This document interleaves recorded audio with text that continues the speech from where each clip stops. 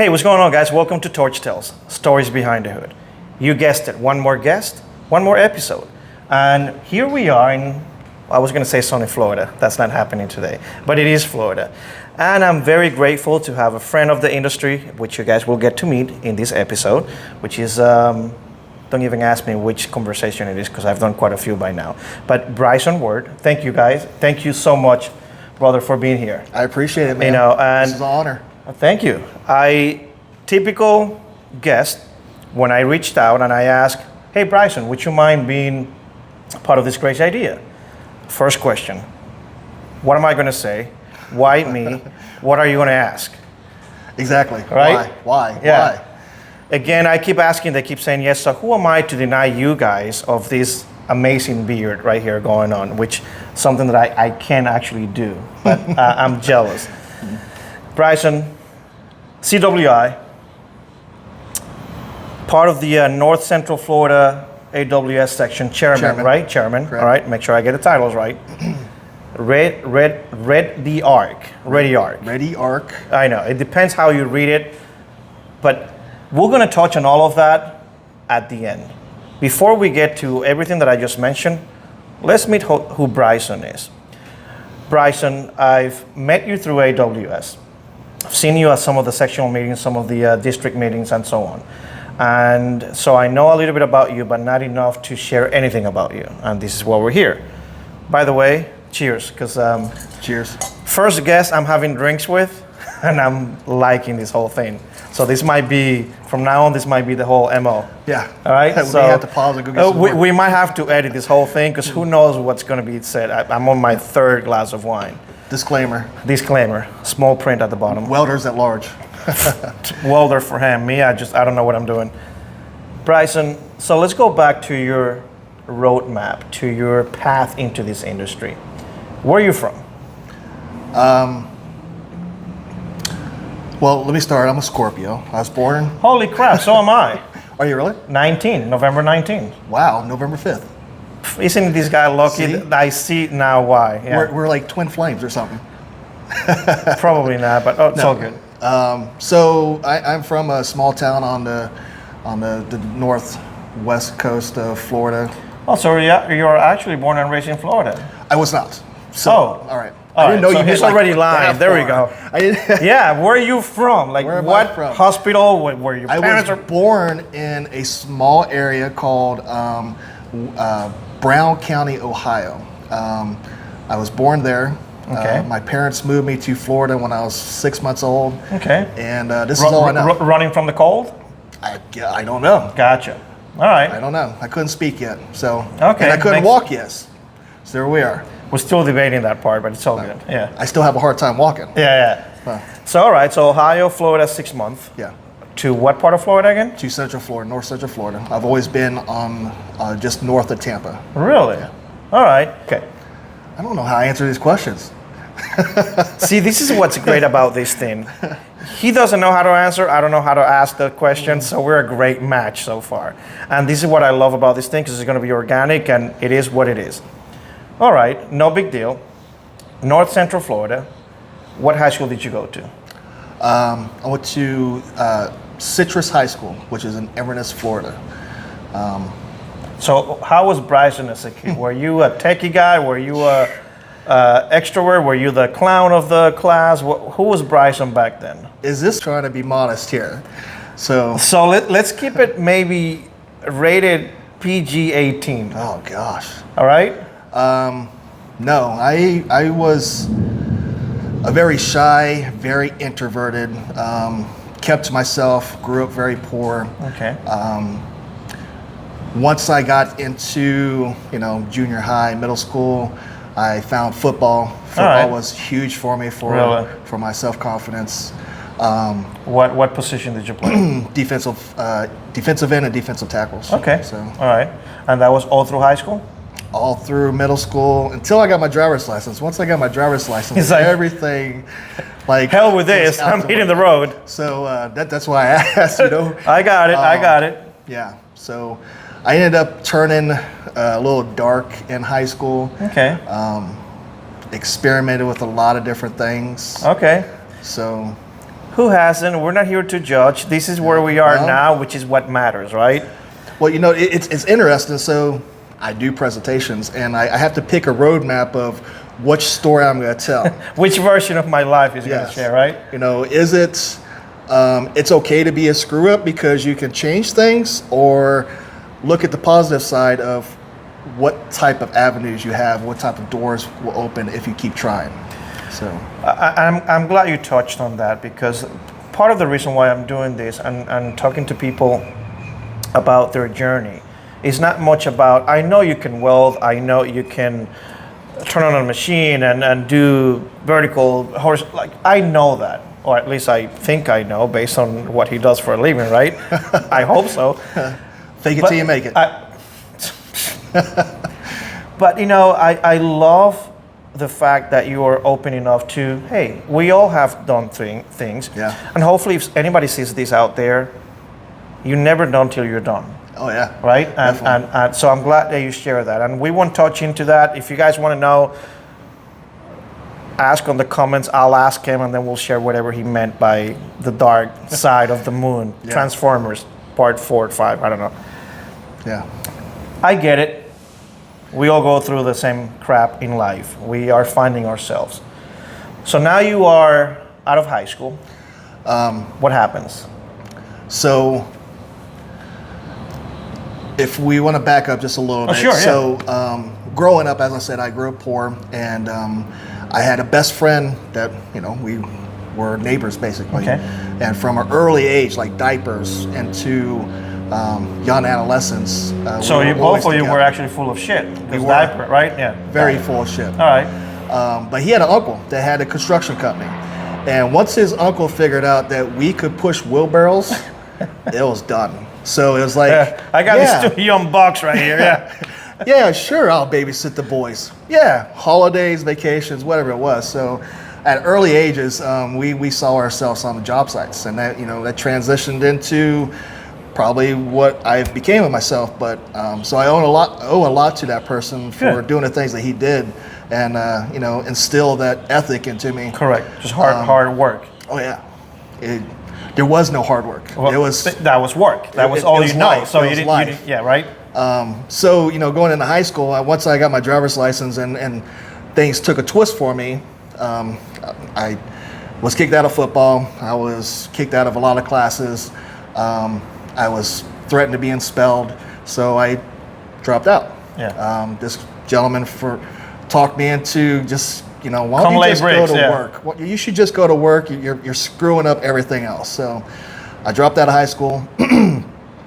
Promised my mom that I would go to night school or get my GED, but I went to work. So that was the beginning of me. And so how long were you pushing that wheelbarrow? How long of a time frame was that? Jeez, man, like it was a long freaking time. So I'm gonna say that we were the 10 to 12 age. Really? On the job site until 16, 17, and then when I dropped out of high school, I was 17 years old, and he instantly put me on a commercial crew, and I started traveling up and down the coast of Florida. Okay, so that was kind of almost the beginning of what you do now. Yeah. So you were exposed to the traveling, and we'll get to that in a second. So that's very early on. You're traveling, and you are somewhat being responsible for yourself, because once you start traveling, you're representing yourself and the company and so on. All right, so I'm glad you're sharing that. Now, by the time you end up doing that, you are in your 20s, or no, still it was 18, still whatever? pre-20s. But again, if we want to back up again, so how did I become a welder, right? Not. So did you start there? It kind of. Okay, so please. Like I said, I was raised by my mother. My father had left early on in one of the attempts of him, coming to see me. My grandfather was a shipbuilder. Well, I never met my grandfather. But my father knew how to weld. Of course, he transitioned to being a truck driver, but he was a good welder. So he stopped to see me one summer, and he brought me a Lincoln BuzzBox AC welder. Here we go, red. Yep. Who would know? because I'm a Miller guy. So. Hey, I'm in the middle. I don't care. It's right. So anyway. Yeah. So now you have this red machine. Yeah. You are learning how to weld. I welded all the time. Like I burned up for hobbyist, or you were actually getting hobbyist. paid to? No. Okay. At the early on, I was just a hobbyist. I was Gotcha. just burning up electrical. You were just gluing things together, I whatever like it making was. Sparks. I like making sparks. All right, makes sense. Every one of us. You know, high school, I was the ag classes. I was doing all the equipment repairs and fence repairs. There was a shop class, and I actually helped the instructor teach welding for the shop class before I dropped out. So they were trusting you to teach welding. He made it. That's all I got to say, right? Came a long way. Came a long way. So now you are. So there. now What happened? I'm 17 years old. I'm on the road traveling up and down the state of Florida. We're building Walmarts and Winn-Dixie's. Whoa. And So I mean, 2 nice accounts. yeah. Right. So that took a few years that I did that. Realized that I wasn't going anywhere. Okay. Spending more money than I was making. Of course. On obvious. Settled down. I had met my wife right about that time. She probably saved my life for the most part. Wow. So she gave me the ultimatum. She's like, "Hey, you're gonna stop all this stuff, or I'm gone." Get your crap together, And, or that's what it took. I mean, I was like, "Yes, ma'am. Here we go." you see what So women do to us, the power you girls have. There's so many of us out there that's all it takes. Hey, get in line or I'm out. Yep. So I'm glad to hear that you're sharing that, because I think it will resonate with a lot of us out there, that sometimes we just need someone. First of all, the first person that believed in you, hey, come push this wheelbarrow. yeah, And now your wife, that there's something in you that she said, all right, get in line. I'll wait, but get in line now, Absolutely. right? Like I won't wait long. yeah. So now your wife gets in and says, hey, So the first few years of our relationship, I was traveling, and like I said, I learned that I wasn't going anywhere real quick. So I came back home, and at that time, I had already been welding for a few years now. Yeah. And man, I knew everything about welding. Like I thought I did. I was going to let him answer that same question or that same comment, because like, yeah, sure, okay. Yeah. So my daughter was born in 2005, and about that time, when I found out that my wife was pregnant, I'm like, I gotta do something. Like Isn't that a trigger? I'm on a dead end road. I gotta start making something of myself, right? Yeah. So I went back, got my GED. Actually passed the test with no training whatsoever. I walked in, I was like, hey, I need to sign up for the GED. He's like, okay, here's your homework. I finished it. He's like, you should probably just go ahead and take the test. So I passed the test. Got my GED, didn't walk. My wife was upset about that, but I was like, I gotta go to work. I was like, who the hell takes time to walk down an aisle? But my daughter was born in April 2005, and I was like, you know what? I'm gonna start my own business. This is what I need to do. So what business was that? It was a welding business. So I had a lot of experience doing repair work. Okay. And this was also in Central Florida? It was in Central Florida. So, in my small community, I was doing repair for a lot of different companies, and whoever came and gave you a check. Yes. Got it. $5 here, $10 there. And it all adds up. It pays rent. It pays rent. Life. Yep. And then. So before you continue, so now you've worked for other people, and you're still young, and you are traveling, or you were traveling, and now you said, I'm just gonna do my own. How was that transition to know that now you are the face, now you are the one representing you, and they gotta trust you to come and give you their money? How was that? It's funny because it's still to this day, when, a matter of fact, I had somebody message me on Facebook and say, hey, I'm starting my own business. Like, are you sure you want to do that? Are you sure? That's a huge responsibility, a huge leap, especially if you're not mature to realize what type of step that is. Correct. Because you're not just the worker. You're not putting your hood down and going to work. You're finding the work. You're buying the material. You're paying the bills. You're doing all the stuff that a man should be doing in his life. You don't know till you are in those shoes. It's like, I'll just show up and do the work, right? Now you got to do everything. Yeah. So it went well for a year and a half. Okay. And then the economy just kind of took a twist, you know. As you know, the 2006, 2007, 8 era, you know, it took a bottom, and people stopped calling me. And, you know, I have a newborn child, I have a wife, we bought a home, you know, we're doing our thing. The typical American dream, right? That's what you do when you are... Right. Yeah. So I was like, I have to stop kidding around and find a real job. So, you know, built my first resume. Oh, wow. You know. By yourself? By myself. All right. And posted it out there, and I got picked up by Aerotech. Okay, so what do they do? Aerotech is a contract, not sure what it's classified at, but I was a contract welder for several years. Okay, so you were there for a few years. Yep. It honed your skill even more. Still traveling. Right, still traveling. Doing outage work and local work, and, you know, code shops, pipe welding, structural welding, a little bit of everything. It was a good experience because I did dabble in a lot of different things. Of course, it's a foundation to everything you do now, and how do you approach yourself, how do you approach welding nowadays. So you were there a few years. What's next? Oh, hold on. So I forgot. Now my guests are telling me to hold. You see how this is? So I mentioned that I thought I knew everything about welding, right? Yeah. So while I owned my own business, I had got a job, and they're like, "Hey, do you have welding certifications? Do you have procedures?" I'm like, "What the hell is this shit you're talking about? How do you eat about?" that? Yeah. I was like, "This is sorcery."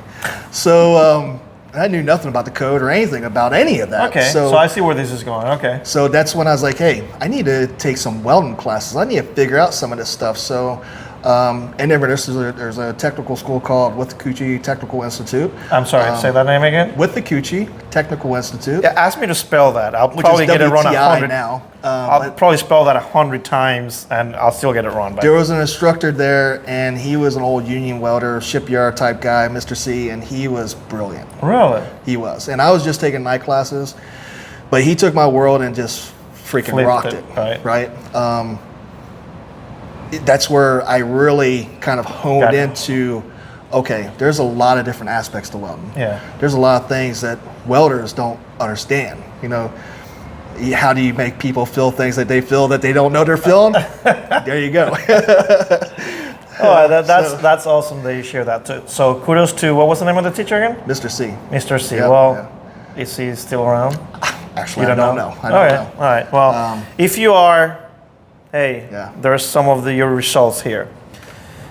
So now you learn about what certifications are, some beyond just turning on the machine. I learned about AWS. All right. Because he was an accredited testing facility. Oh, okay. There you go. Yep. All right. So that's where you start with AWS. That's where I started with AWS. Which we're going to... Student membership, which are now free. So if you're a student, get your memberships. You sound like a chairman. I should be, huh? Man, next thing, I'm going to start that. Actually, you should. You should, right? Probably in the North Central area. You know, I think they need work. Do they? Probably, because I heard the guy up there is pretty crappy. All right. So that's awesome that now you get exposed to AWS so early on, and which is going to lay the foundation to everything you do and what you're trying to do in your section and all that. So a few years. Yep. Now you are a CWI. Now I am. Well, now you are, but back then when you learned about certifications. Back then, you know, it was just I just learned about welding. So you just got exposed and knew what AWS was, but you had not taken your CWI yet. So I took the 2-year course, learned a lot of stuff, made a resume, got brought onto Aerotech, did some traveling with them, a lot of different things. Aerotech was a great company for me. I landed in a company in Ocala called SBX. Actually, it was Flare when I first started. And no clue. What is that? What they build is dehydration and filtration systems, which equates to pressure vessels and power pipe. Okay. So again, still related to the welding. That was my first real experience with the code. Like I knew the basics. Gotcha. Well, I knew the basics from traveling. You had your QC hole points, your AI hole points, you grind your tacks, no arc strikes, the basic stuff. Correct. But when I got into SBX, there was an AI there, authorized inspector to sit in house, and he I'm not going to call him any certain names, but he was very thorough and very hard. And so now that you are trying to find the right words for him, do you look back and say, because of the way he was, Absolutely. I actually learned so much, and I learned how to stay on track? Yeah. I had quite a few teachers that way. I'm not going to say names either, but I know exactly what he means. So, all right, so cool. if you look at my story, I always learn the hard way. Of course. I take the hard road. So, well, based on a little bit of what you shared in the beginning, where you were almost kind of derailing yourself and taking the left turn for the worst exit, I guess, and now where you are, I can see that. Yep. It's the Scorpio. Hey, don't put me on that. Don't judge me. So now you go through this hard Right. teacher. So SBX, Flair turned into SBX. SBX was a Fortune 500 company, which I had no clue what that was until then. But I was teamed up with a guy, Tim Reynolds. He's still around. Awesome dude. Become one of my best friends. But we were teammates building special products for tanks, large diameter tanks. Okay. And we learned through our history there, and with the AI. We were both QC internally, right? Without the actual. It was kind of an interesting story because we came in at a transition point where some old timers had left, and we were the go getters. Got it. So they're like, "Hey, you need to do yeah. this stuff, right?" The sub arcs, the QCs, the stick, the TIG, everything you can imagine. Yeah. Like here, right? So we stepped up and we did that, and the two of us, by being QCs and having to sign off on things, the AI would come in and would teach us a lesson.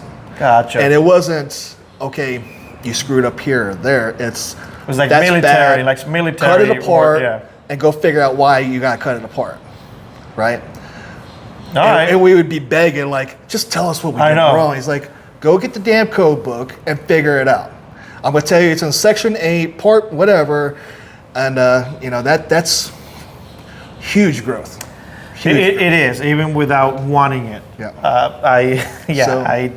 There's nowadays you probably can get away with that treatment and that way of teaching people because everyone gets offended and it's so fragile. But anyway, that's another show.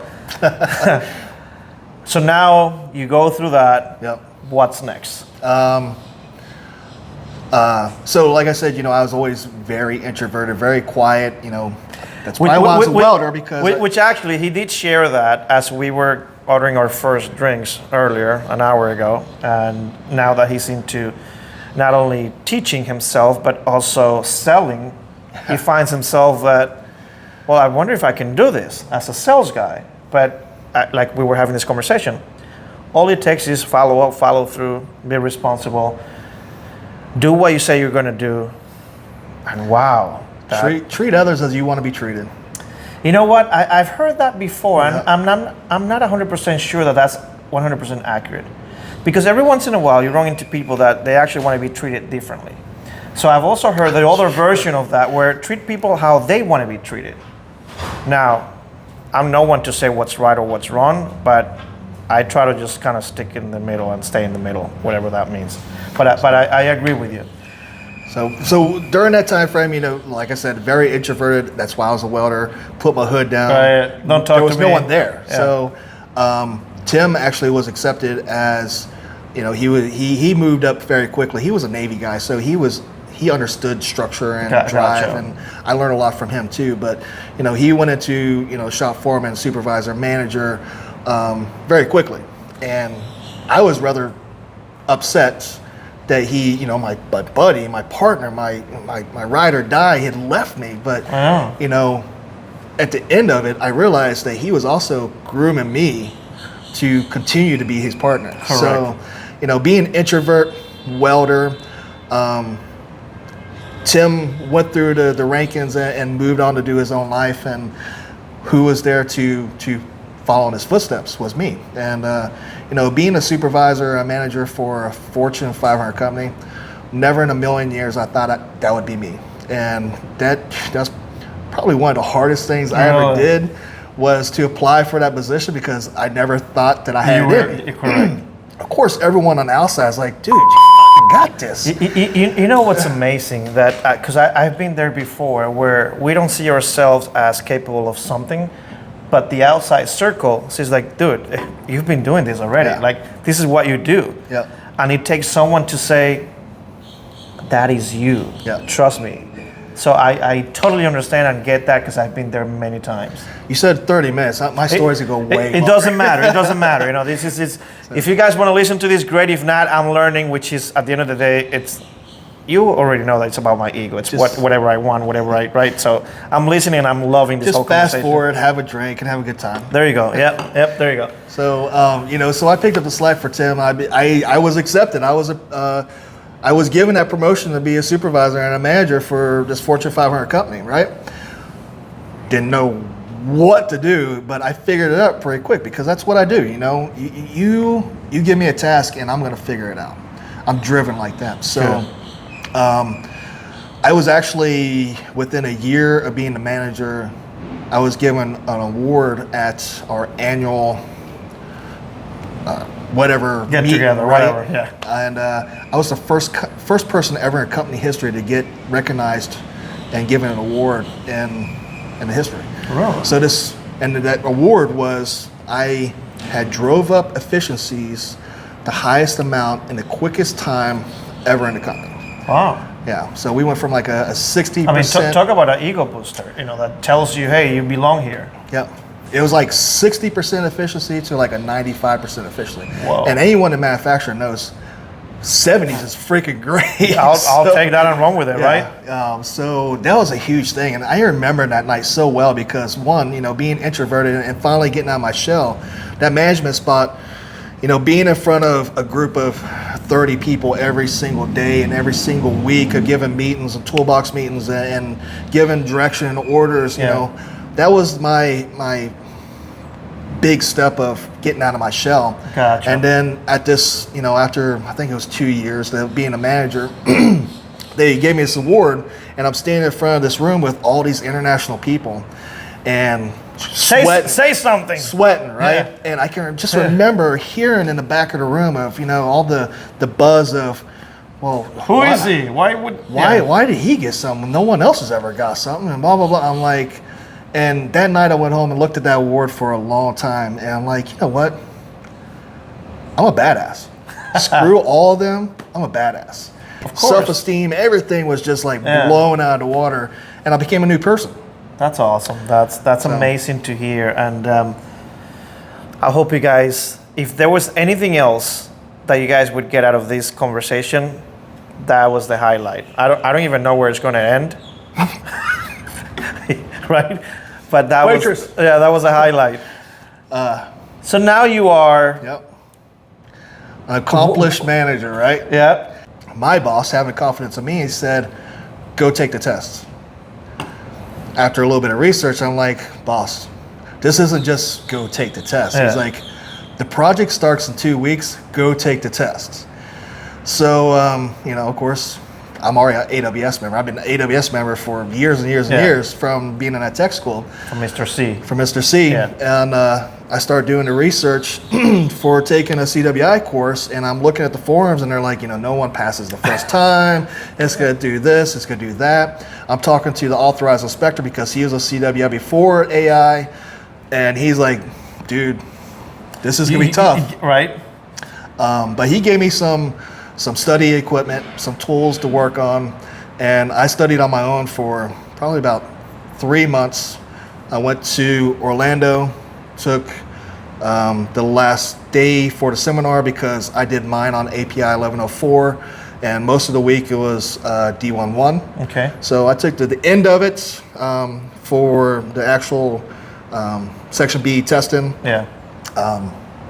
And took the test on the Saturday, and went into it and never thought about the time limits, right? It's all times. Yeah. And I was confident about knowing the material, information and the material, but I didn't think about time limits. And when the proctors are screaming, you know, you have 15 minutes and you have 50 questions left. It's everything you thought you knew just goes poof. Right. Yep. So that's why people don't pass their first time. I know, they freaked out. They just get, But I did pass the first time. I passed the test. I got my CWI the first time, and I was able to oversee that Saudi Aramco job, which made our company a huge profit. That's awesome. So it was a success story. But that's how I become a certified welding inspector. Because I know that you are with Ready Arc now, but I know you've been with them for about a year. Yep. So let's go back right to the company right before Ready Arc. So that was E1 Fire Trucks, and interesting story there. 2017, my mom passed away, which was another obstacle, challenge of your life, and opened my eyes. And you know, I really kicked myself in the butt for leaving the prior company because I really had it made. Everyone looked up to me. You know, instead of engineers talking down to the welder, they called me for advice. I was on customer calls from all around the world. It was a great feeling. And, you know, when my mom passed away, and I just couldn't handle things the same. I get it. So it was time for a change. So I'd actually got a call from E1 Fire Trucks in Ocala. My whole career was basically in Ocala. Correct. Real career. So they called me up. I was like, hey, you know, I'm not looking for a job. He's like, look, you know, we haven't had a weld inspector or CWI in their description for a couple of years. We really need somebody. We have to have someone on books per our standard fire standard. He's like, just come over and take a tour. Take a look, yeah. Just take a look. So I don't know if anyone has climbed inside of a fire truck and you know, honked the horn and. So that was the selling point? Like a freaking kid in a toy store. I tell you what. I'm hooked. Yeah, pay me $10,000 less, I'm in. Yeah, so I remember the guy, Chris, he's like, climb on in the truck. He's like, play around. So I guess this guy, Chris, knows exactly what he's doing. He knew exactly what he's doing. So we went in and negotiated some numbers. I didn't even try it. Like, I was like, there was no back and forth, right? Where do I sign? So I went to work for E1 Fire Trucks as a compliance engineer. Compliance engineer. As long as I get to be in the truck every once in a while. That's all I ask for. Right? Right? And what do I... Forget 401k, who cares? Yes. Yeah. What's the description? It don't matter. Yeah. So the compliance engineer was actually acting CWI. So they hung my certification for standard's sake. And I oversaw the welding department from basically raw material to finished products. And I managed all of the welding equipment. Everything except for production. Gotcha. Really, training, everything. Okay. So that was a huge step, you know. And everything in my career was like going from apples to oranges, correct, oranges to grapefruit. So fire trucks are all aluminum. All of my career was standard carbon steel stainless. Talk about learning a whole new thing, right? I mean, that thing melts just by looking at it. I TIG welded a little aluminum here and there for tank guards or whatever, but so I told him, I was like, I don't have any aluminum experience. He's like, well, it's okay. Learn. It's okay. You'll figure it out. So within the year, I was an aluminum expert. I actually went to Miller's Hobart's advanced aluminum class in Wisconsin and sat under Tony Anderson. I don't know if you know Tony Anderson. Heard the name, don't know him, but yeah. He's the dude. Really?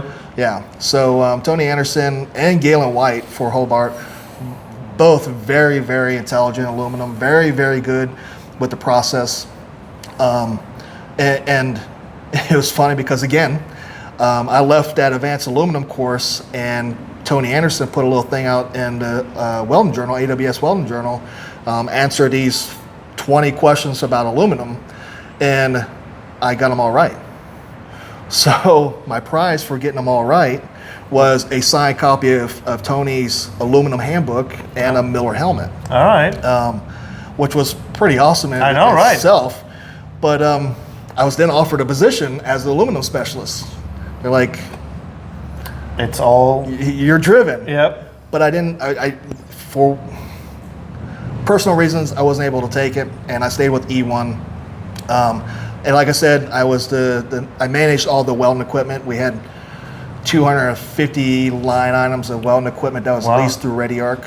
I became very good friends with the Ready Arc rep, And you know, I felt confident when I was ready to make a move. I wanted to say something to them, right? So this is transitioning to Ready Arc. Correct. Yeah. And so you were the one that actually approached them. I didn't approach them. Okay. All right. So it was just a good relationship.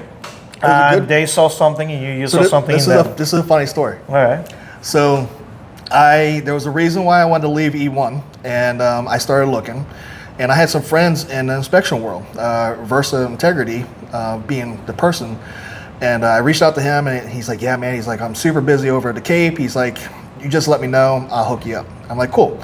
So the next day, I actually had a training for pin welding with Ready Arc. They had their technician come in and do some training with my people. And it was my local rep, Dan Burr, and his boss, Carlos.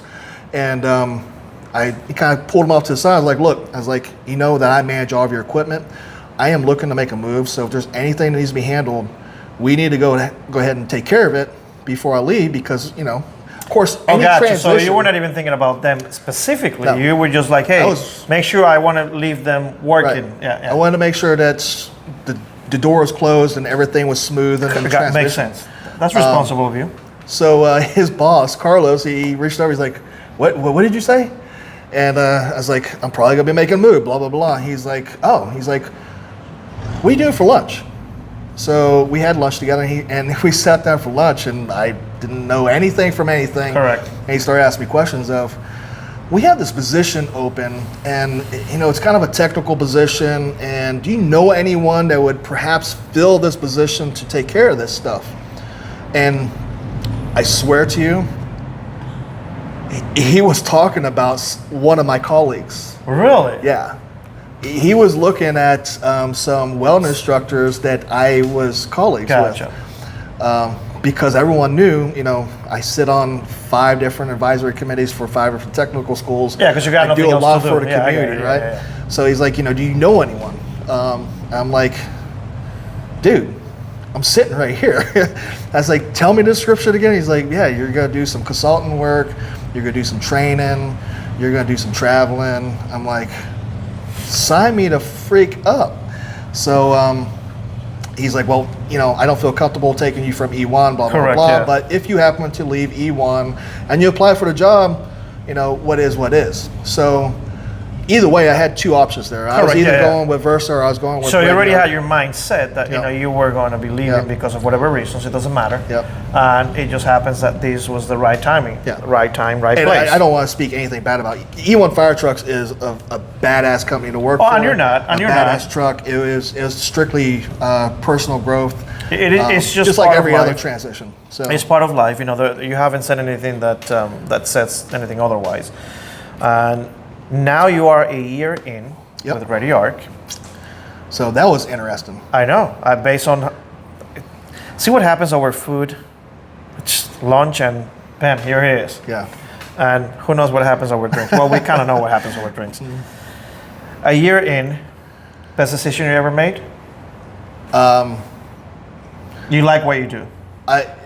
It is the best decision I've ever. I can't say the best decision in my career. A good decision, but it is definitely. It was the right decision. Gotcha. It was the right decision. I like to look at myself as an advocate for welding. Good. I bleed welding. I live welding. I'm a welder. I love welding. Welding has made me who I am. So the things that I get to do with Ready Arc is that, right? Gotcha. You know, one of the first things, and a lot of companies had a hard time with my responsibilities with AWS because, you know, I sat on the executive committee. I had these advisory committees that I was taking care of. I was doing a lot of community work. So this is all before you actually started as the chairman, and we'll touch into that now. Yep. As the chairman for the North Central Florida chapter. Yep. So you were on all these Section 188 for North Central Florida, Gotcha. District 5. So you started as a regular volunteer. As what position when you started with AWS? For that chapter, the secretary. So of course, anyone that volunteers for AWS will appreciate this story, because I was back when I just started as a manager at SBX. One of my welders come to me, and she sat on the executive committee, and she's like, "Hey, you should come to one of our meetings." and I had been to meetings, but not an executive committee Correct, meeting. yeah. They were planning. It was a summer meeting. They were planning their meetings and doing some voting of upcoming positions. And I went for dinner, and they were talking business, and I'm like, why am I here? You guys, this is something more than what I need to be here for. And I got up and left for the bathroom, and I come back, and I was the vice chair. Just like that. So. Yep. Yep. That's how it happens. Nominated, voted. Hey, do you mind? I'm like, well, we've already voted. I guess I had no choice. I just went to the bathroom. Yeah. So, and it's a cool little story, but they all get a good laugh at it. And the awesome thing, JT Mahoney. Correct. Being able to come up under him, Howard, Record. Yeah. All those guys that were before me, and the people I learned from, and working with the Daryl Gashners and everyone at AWS, man, it was special. Because I love welding so much, and to find people that loved it just as much, it was a no-brainer. So I started as a second chair, and I sat there for a little while because, of course, I didn't know anything about the section or AWS or anything else. You just a sponge. But JT retired pretty quickly. Howard retired pretty quickly, and people moved up quickly because swiftly. of those same reasons. Yeah. And so next thing I know, guess what, Bryson? Yeah. So fortunately, Ryan was the chair. We started at the same time, kind of the same reason, and he was the chair. I was vice chair to him. We learned a lot together, and now I've been the chair for him. This is my third year, I think. I got to give you kudos, and I congratulate you here on camera. No kudos. I don't care. I do whatever I want. It's my show. So yes, I'm giving you kudos. All right. I'm telling you. Who's the guest? You are. Who cares? It's my show. I congratulate you on where you are now. Yeah, I appreciate it. Definitely, you are one of the faces. This isn't the end. I know. Just wait. But you are one of the faces that helps the welding industry to be what it is today. I think, you're not done. You're going to continue to grow and show others behind you, under you, to the amazing industry. That's the huge thing. That's the huge thing. It's giving back. Which is why we all belong to AWS. It's a volunteer position, and all we look out of, all we seek out of it is just to, hey, there's someone right behind us that might not know what this industry is all about. And we talked about this before at the bar, that the welding industry has so many exit roads. Most people think it might be just gluing two things together, right? You grab a welder, you grab a torch, whatever it is, you put those two metals together. But there's so many other things inside the industry that the sky's the limit. And I speak on it all the time. Again, another thing that I do, and I started because also I was a recruiter for SBX and E1. So going to technical colleges, again, me being a shy introvert. So he says, but after this interview, I'm not sure that he's such an introvert. I'm telling you. I've been all over the place, and I remember I was at Daytona State College one time, and I'm in front of this huge group of people with this big screen behind me, and I'm giving my spiel about how much I love welding and where I've come from and where I'm going, and talking about the different windows, the different avenues. It's like, it's not welding. Welding is never a dead-end job. There's so much you can do from welding, from the sales to the inspection to the management to everything, working for AWS and being an advocate. The sky really is the limit. It is.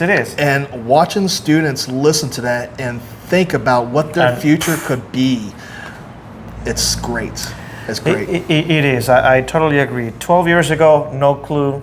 Of course, I'm an adult, or I was an adult. I think I was back then. I'm still debating. I'm 46 going on 22, so. Yeah. For Stephanie. Right? I'm only 22. Yeah. But, you get exposed to this industry, and you learn not the welding only as a whole, but then the people behind it, which is the whole idea about this show. Yeah. And these stories like yours, it amazes me, the great people that are behind this thing, trying to push this industry forward. And I'm grateful that I'm in it even at whatever levels that I'm in. But your stories are what I want people to hear, that it's such an amazing industry. Now, let's talk about something very real important. And this is let's get serious. In fact, let me get a drink, hold on. I thought all of that was important. It was, but now we're gonna go to another level. Whatever matters to How long did it take you to grow that beard? That was an important question. So, I have never shaved, if that makes you feel Like better. never, like since you were a baby? Yeah, actually. So I have an older brother, and when I was he's 10 years older than me, so he was long gone. Okay. But I remember when I was a little boy, and he had started growing some facial hair, and armpit hair and chest hair. I was like, Jimmy, I want to be like you. I was like, how do you grow that hair? I was like, I need some hair. He's like, you gotta shave. You shave everything, you'll grow hair. So this is kind of embarrassing, but whatever. I have freaking shaving cream everywhere. I'm shaving everything. I'm gonna be a man. And that was the last time. Like, I'm so glad this is an adult-only show. Yeah. Overnight, I was like a freaking silverback gorilla. Really? Yeah. And since then, you just let it go. Yep. I started out with a mustache. That was the first thing that came in. And then I shaped it into a goatee. So my wedding pictures, I have a goatee. And then right after our wedding, it was full blown. And I actually have a person daily who takes care of my beard. Whoa. Yeah. Wait, what? I'm sorry. You have a person that takes care of your beard daily? Yep. What the hell does that mean? Like, some people go for a haircut. Some ladies get their nails done, eyebrows done. I have a beard appointment. So, guys, there's things I find out in this show that Jason Becker appreciate that. Of course he will. Come on, of course he will. Have you seen his? I mean, I cut mine because I feel, in between, it looks like crap. Like when you're trying to let it go to that length.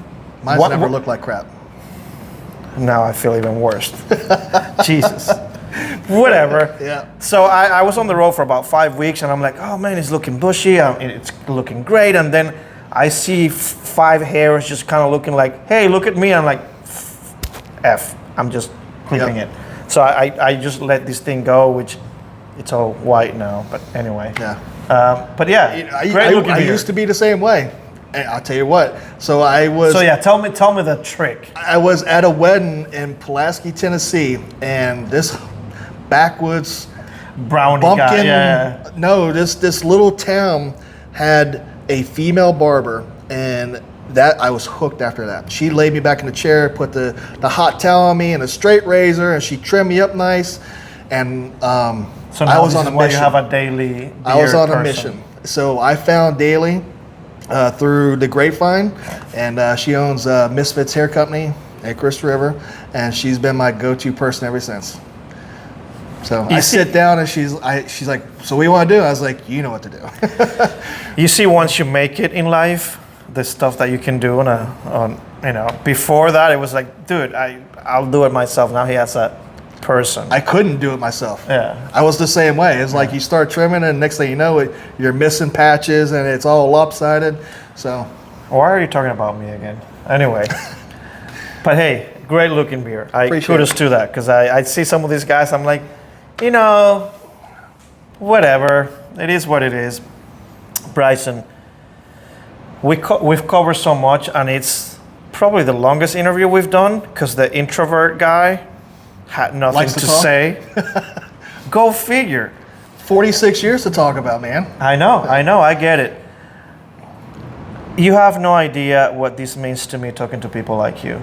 I get a kick out of learning people's backgrounds and where they come from, because I probably said this before in some other interviews. At the end of the day, we are all the same.